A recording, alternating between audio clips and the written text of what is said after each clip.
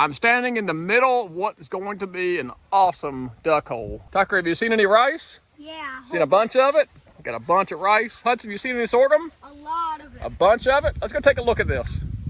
Brought to you in part by Deep River Sporting Clays. Safe, fun, family entertainment. Deep River Sporting Clays. We're up the hill and Hudson says this looks like the best planting in the swamp ever. And I am excited. We have not been out here in a couple weeks.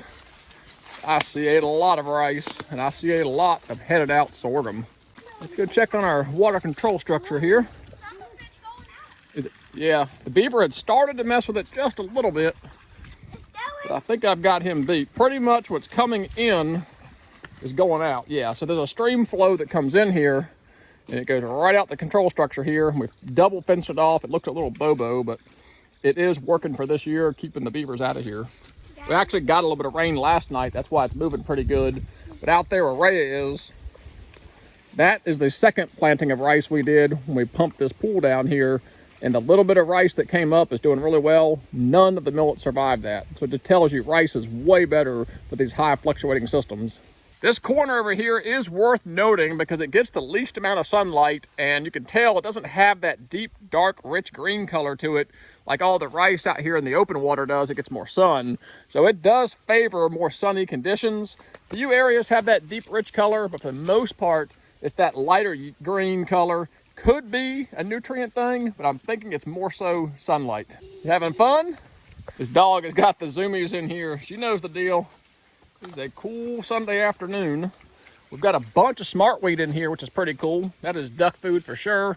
And we got a bunch of rice.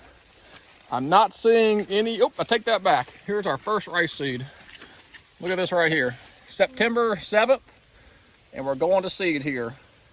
So we officially have rice seed in the swamp in here starting to make out. And we got a bunch of it in here too. Try not to crush too much of it. Here we go. Yeah, we're loaded up with rice. Look at it all coming on. You see some rice? That's a lot. Yep. I see another one. Yep, we're gonna have a lot of rice. And the grain sorghum, that was a first for us in a duck swamp, and it's doing really well. It's fully matured out and just starting to dry out here a little bit. We got a lot of tall heads. These heads aren't as big as they can get. There's some bigger heads over here we'll look at. But I'd say that grain sorghum does grow in a beaver swamp. Yes, sir. Dare me to go in there? I've messed with wood duck boxes in the summer before. They are long gone. I don't think a third one came in here. Oh, wasp just came out. All right. God.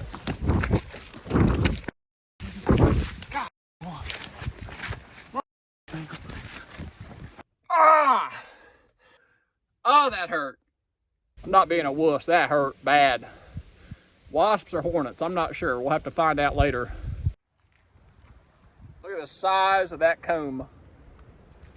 These have got to be hornets.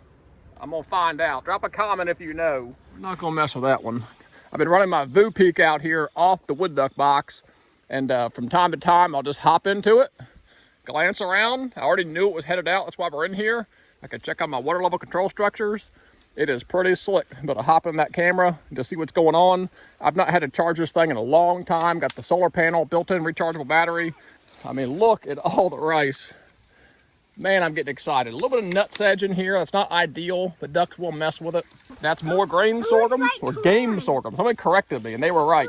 It's wild game sorghum. Is on the bag label. WGF, wild game feed sorghum. But you all know what I'm talking about. That's what they're supposed to look like. Look how big that thing is. Big as my hand here.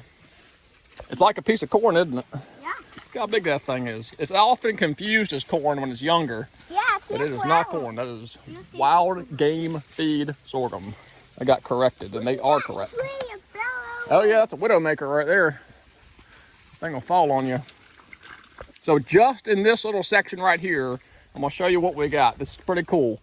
We've got brown top millet that's still down in here, but I told you that was planted early as a test. It did really well, but the songbirds have pretty much stripped all that out. So the brown top millet is done. But coming in behind it, we've got rice, volunteer smartweed, the wild game feed sorghum, and we've got a nice blend in here. Yes, sir. You can jump that. So we've got a lot of variety in here for them. I would not recommend the brown top millet It just grows so quickly. You'd have to plant it really late, which is fine if it's a late planting, but it just decays to nothing really quickly, certainly compared to this sorghum and the rice. Those would be my two go-tos over brown top millet for sure. And you're always going to get your volunteers. Spraggle top, that's always going to volunteer in here. Barnyard grass, that's all fine. All this stuff is fine for a duck swamp, for moist soil management. You just wouldn't want it in the ag field contending with it. But we can easily control this stuff with water level control and manipulation. And if we wanted to go spray it and use a pre-emergent, we could. But we're just going to try and stay away from using chemicals in the duck swamp. September 7th out here, temperature dropped today, 20 degrees. And we've got a lot of food in the duck swamp. We're coming hot off the heels of an awesome barrel burner dove hunt. I hope that's been uploaded. It'll take me a little while to get it up. Awesome dove hunt, kicking it off. Now we've got a duck swamp out here with the stage is set with a ton of food. And the rice, I'm telling you, lasts a long time. We actually were in here February goose hunting one year and could still find viable rice.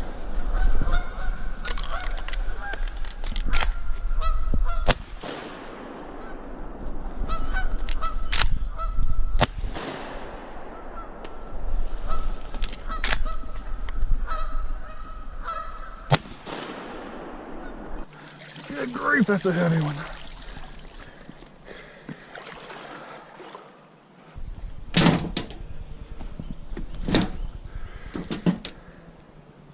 Yes, sir. That is Pennsylvania smartweed. And ducks like it. If you bust these little things open, there's a little black seed in there. Let me see. Look at this. That little tiny black seed. Oh yeah. Right there. Looks like a little tick. Yeah. That's what the ducks eat. Hudson is proud of that one. Oh boy, you're not kidding.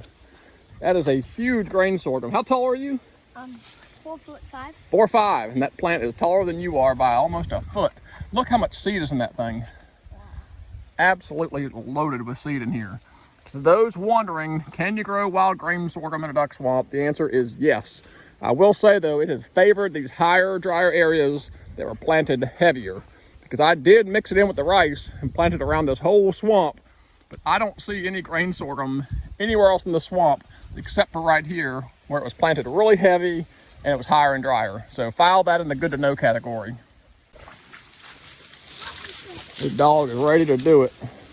I'm gonna need her in here. This water comes up a little bit and we shoot wood ducks in there. This rice is almost 3 foot high now. We will need the dog in here. You see it, the proof is in the pudding. We came out here, water seeded all this rice and sorghum and sucked the water back off of it, exposed the mud flat, and have kept it dry. It's fluctuated a little bit with all the rain early on, but just for the most part, we've kept the water off of it. We are creeping up right at 90 days, and we're starting to see seed on the rice. The game sorghum actually started producing seed heads quicker. That was more like 75 days. So right here, dead on almost 90 days, and we're starting to see the rice seed popping out. I know, girl, you are ready to roll. She did great on some doves, but we are ready to start picking up some ducks over water, aren't we, girl? As you can see, these cow slip-on boots look like they have been through the ringer, and they have. These have been my go-to boots. I even was in the dove field hunting in them. They are the perfect boot to slip on, run around these wet environments without having to put on big, tall rubber boots. Absolutely loving my cow boots here. All the elastic is holding up great. No tears in it, no leaks, and I've done a ton of dove field and duck swamp work. So check them out, cow on Amazon. Awesome slip-on rubber boots here. Until that next video where I'm in here updating you again, I really appreciate you guys watching. As always, thanks for watching. God bless and take care.